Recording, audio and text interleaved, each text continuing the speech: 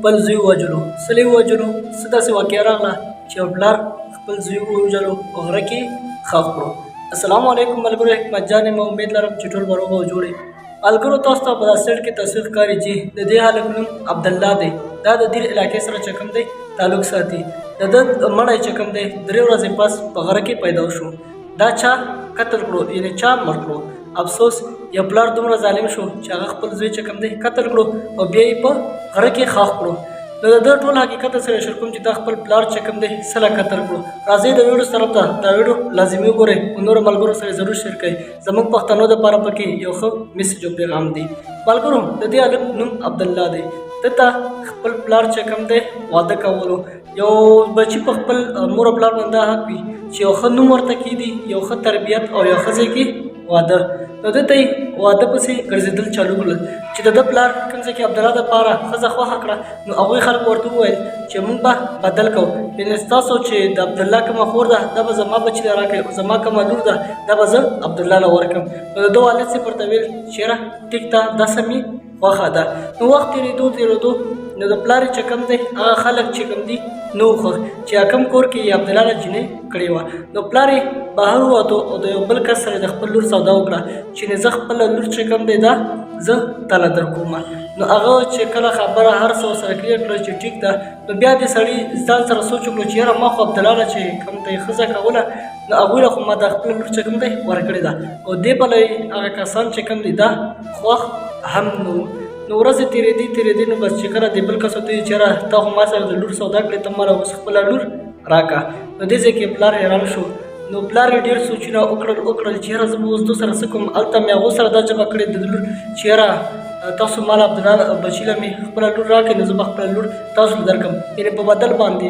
څنګه چې تاسو ته پته رانه سبا زموږ پښتانه چې کوم دي دا بدل کوي. یو خو هغه وي چې د روپو وس یې وي نو په روپو یې وکړي، لکه هغه ورته وایي چې یاره موږ ورته سامان اخلو تاسو د خپله لور چې کوم ده دا موږ له راکړئ. بله دا وي چې د چا وس نه وي یاره موږ تاسو سره بدل کوو، یعنې یو بابا راباسي بل بابا له خپله لور ورکړي، د بابا لور واخلي خپل زوی له وکړي. نو داسې عبدالله له هم بدل کړی و. نو بیا د عبدالله پلار داسې کار وکړو چې هغه کوم کس سره د خپلې لور سودا کړې وه په دویم ځل باندې هغه کس ته وویل چې بله وجه داسې بله طریقه نه برابرېږي، یعنې زه به د خپل زوی چې کوم دی دا قتل کړم او په دې سره به چې کوم دی زه خپله لور تاله درکړم. زه به خلکو ته ووایم چې یاره زما زوی خو لاړو وفات شو، تاسو اوس ما له خپله لور څه له راکوئ. بس په دې سره به د رشته چې کوم دی کلیر شي. نو کله چې عبدالله د قتل منصوبه چې کوم دی دا جوړه کړه نو دی یو غره ته ورولګلو ماښام ټیم کې چې یاره موږ د غر کې لرګي وهلي دي او تاسو راشئ د لرګي کور ته وړئ. خپل پلار د بل کس چې خپله لور ورکړې وه دوی ورته دا منصوبه تېره کړې وه چې کله عبدالله غره ته ورغلی و نو هلته یې بیا دا قتل کړی و او یو کوه یې ورته وهلی و په هغې کې ورغورځولی و او بره یې په پاڼې اچولی وې. بیا نن سبا څنګه تاسو ته پته اختر شپې ورځې دي نو یو کسان چکر دپاره غره دپاره غره له تللي وو، هلته یې چکر کولو چې کتلی وو داسې پاڼې کوه یې کتلی وو. نو هغوی چې دا ټایم کې دلته کوه څه کوي هغې کې پاڼې پرتې وې چې کله د هغې نه پاڼې راکوله کړي نو چې کتلي دي دا کس پکې پروت و.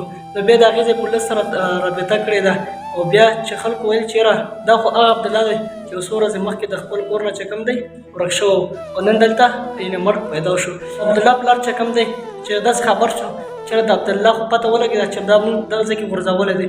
نو بیا هغه د کور نه د تښتېدو کوشش چالو کړو خو د کلي خلکو هغه ګرفتار کړو او پولیسو ته یې حواله کړو. نو زه حیران یم چې یو کس چې بچی غواړي د دې لپاره غواړي چې یاره سبا زما مټې پې چې کوم دی سپکې شي. نو دا څنګه پلار یار چې خپل ځای په خپله وځي.